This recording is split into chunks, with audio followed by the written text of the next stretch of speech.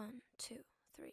I've been running from the pain, trying not to feel the same, but it's a shame that we miss again. See, my confidence is shaking and my heart is feeling vacant, so you try to fill it in. You said I could fix the broken in your heart.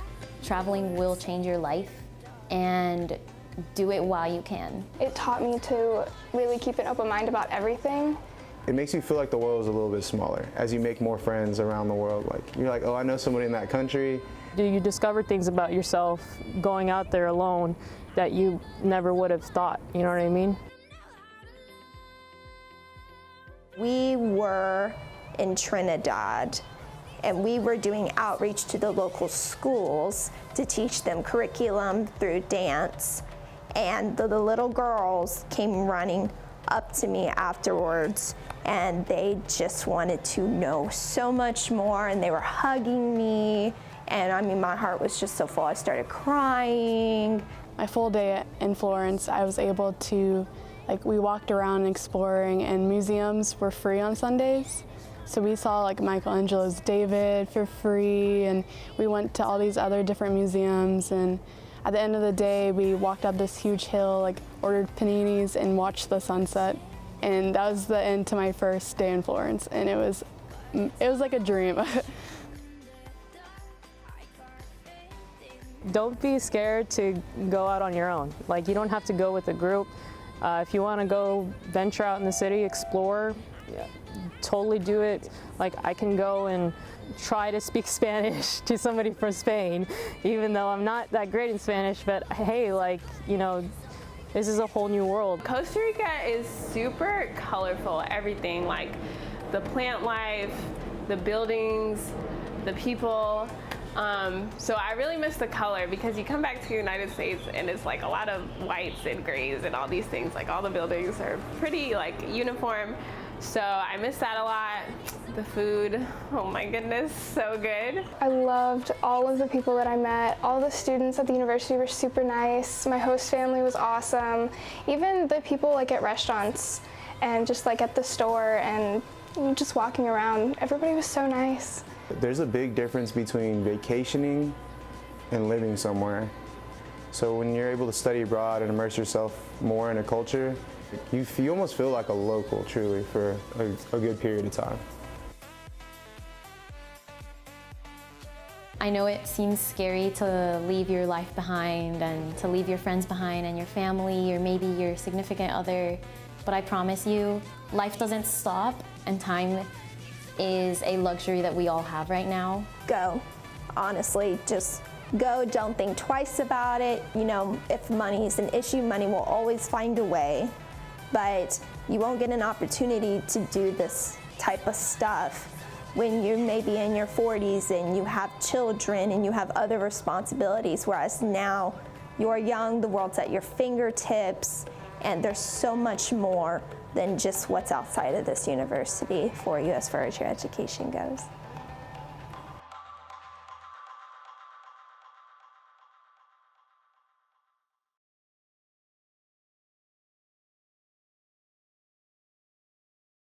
I wanted to be an ambassador because coming back, I found myself not being able to stop talking about my study abroad experience, just like everyone else. And I know that there are a lot of students that struggle with actually studying abroad, whether it's needing guidance or just fearing leaving home or just fear of change. And so if I could help students that are kind of undecided and just help guide them the way that my study abroad ambassador guided me, that would be awesome. It would be really cool. And I love working with people, and I love travel, and I love talking about it. So combining all that is it's a big win.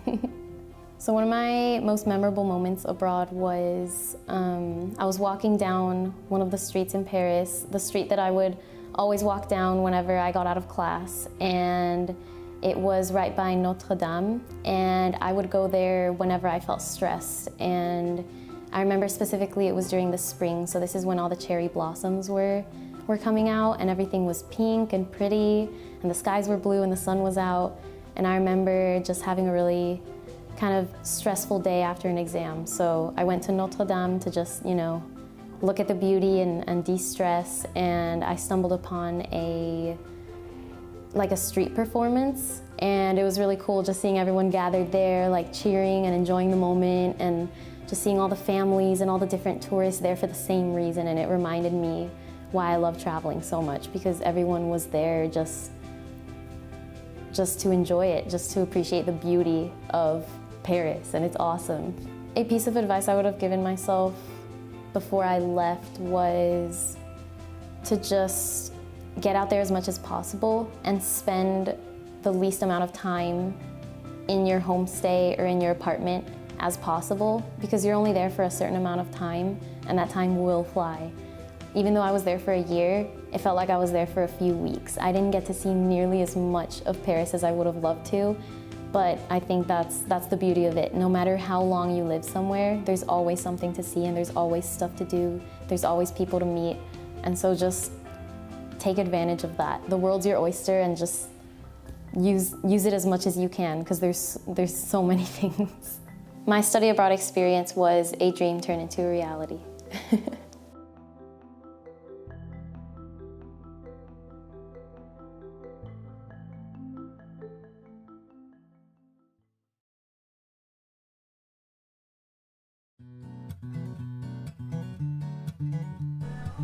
Craft beer fights mediocrity. I mean, it's what it's all about. It's about creativity. It's about drinkable art, if it were. It's a chance for people to express themselves in a way that makes other people feel great. I mean, beer is the social lubricant of the world, so it's one of the most consumed beverages in the world. So having an outlet to be able to make that the best possible version of itself and to explore new possibilities is critical.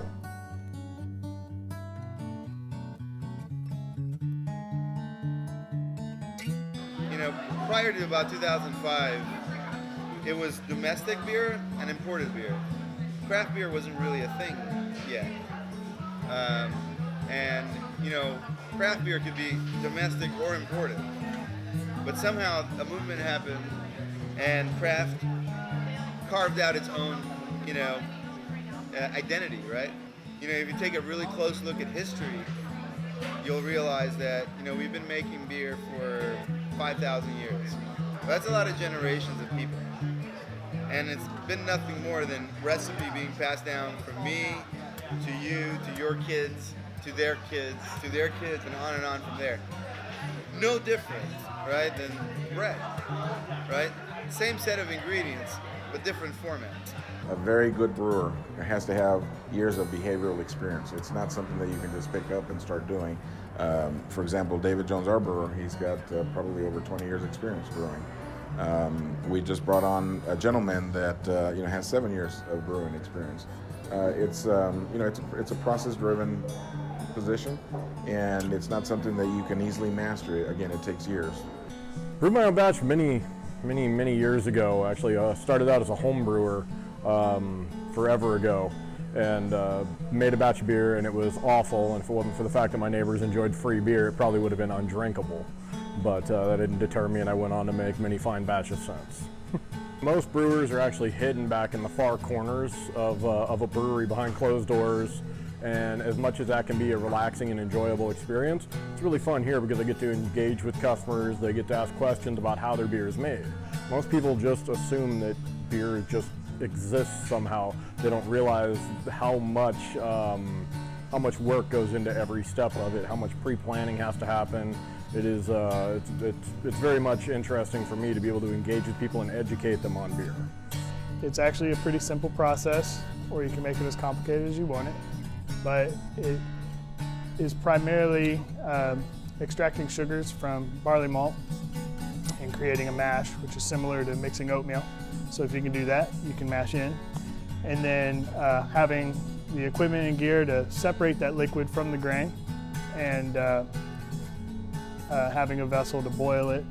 And once you separate that sweet sugary liquid from the mash and start your boil, and that's when you can add hops and other things to whatever the recipe pertains or whatever you feel like brewing. Quality is huge. It wasn't until 2012 and 2013 the Texas statewide, the laws started changing that allowed brew pubs to sell beer instead of like, hey, buy a tour and a glass and we'll give you a couple of beers. When you can cook, you can turn anything in your pantry into a delicious meal. And with brewing, if you're a brewer and have done some of your homework and are familiar with various styles, you can really tweak whatever you have to make something you want to drink. When it comes to the craft beer lover, who is of course a big part of the type of clientele that we try to attract, the feedback is very positive. If we get somebody in who's, say, accustomed to only domestic beer and all they've ever had is Budweiser and Bud Light, then they might take offense to our offerings, right? And be like, well, you don't have Bud Light, you don't have Dos Equis. That's okay. That's our opportunity to educate him on craft. I know the brewer loves the moment he comes here and makes his beer, and know that every person that comes and buys a beer here is just like enjoying a little piece of him. The brewer is actually pretty involved in everything, from the making, obviously, the beer, to the canning, to the stickers around the can, the design in the stickers, like everything. I think it's nice to make a connection with someone that created a product and interact with them. Why do you like it? Why you don't like it? I think really makes a big impact on the experience. But the best is if they, if you order another pint, that's the best compliment you could ever do. And that kind of just entails, I just want to be thought of as, oh yeah, they brew great beer, and there's not much more you can ask beyond that. I mean, we've heard about the fanciest French wines and the finest Scotch whiskeys. Well, now it is time. In America at large, craft beer is big, and this part of Texas craft beer is big, and it's not just real ale and live oak. If it has that made in Texas, go Texas, Texas brand, people like it. And it's really good that we do have that kind of community support. A lot of people come out here just because they were born in San Marcos, or they went to school in San Marcos, and they have lived there for 10 years, and they are happy to see quality beer being made 6 miles that way, 4 miles that way, a right and 2 minutes up on that road, I think has driven people toward the craft beer scene more recently, more locally, in more recent years. Salud and cheers. Cheers, y'all. Cheers.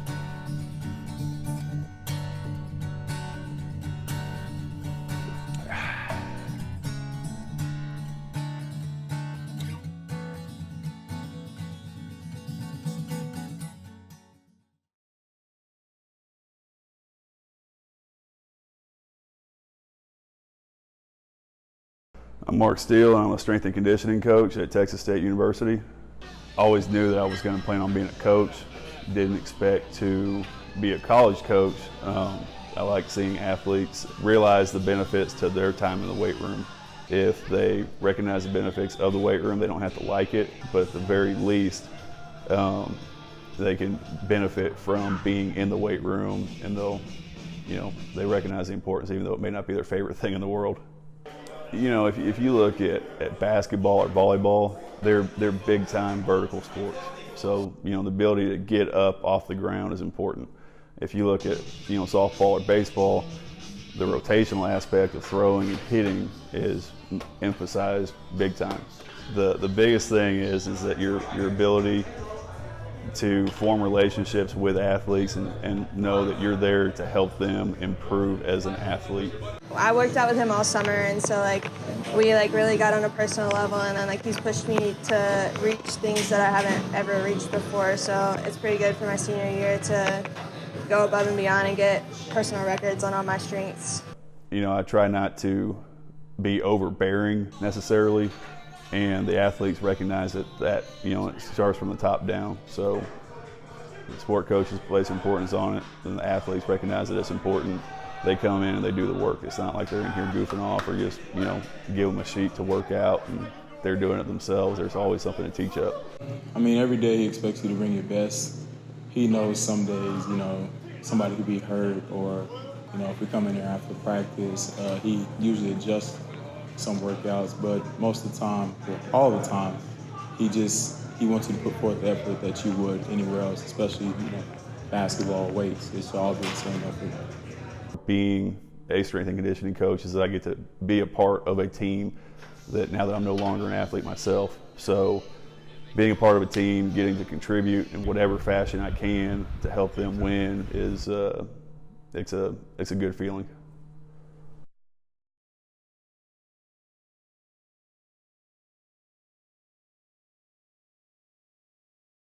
Texas State's School of Music has been in the same building since 1981. The structure has changed very little since. In the planning stages is a new building for the music school to be constructed between now and 2027. The plan is to provide space next to the university's Performing Arts Center. The goal is to have music, dance, and theater all in the same area for easier access to students. The current music building is seen by many students as outdated and in need of change. The classrooms are too small and there aren't enough practice rooms. There's definitely a bigger need for space, especially practice rooms. That's always a little difficult to come by, especially when people got practice singing plays or whatever else. There are a lot of times where, you know, practice rooms fill up and it's like, well, where can I go now, you know? When it's built, the new 129,000 square foot facility would house new classrooms and expand rehearsal space for students. I think we could definitely use a bigger space because this program's growing, so it's kind of at a breaking point right now. I think it's kind of outgrowing this building a little bit. But I know the undergrads, I've heard them complain about just classes being too small for the amount of students that are actually in them. The director of music, Thomas Clark, says students in his school will be able to prosper no matter where they take their classes. It's a great place for musicians, young and old, to be. But it's obviously physically not that great a place to spend all your time.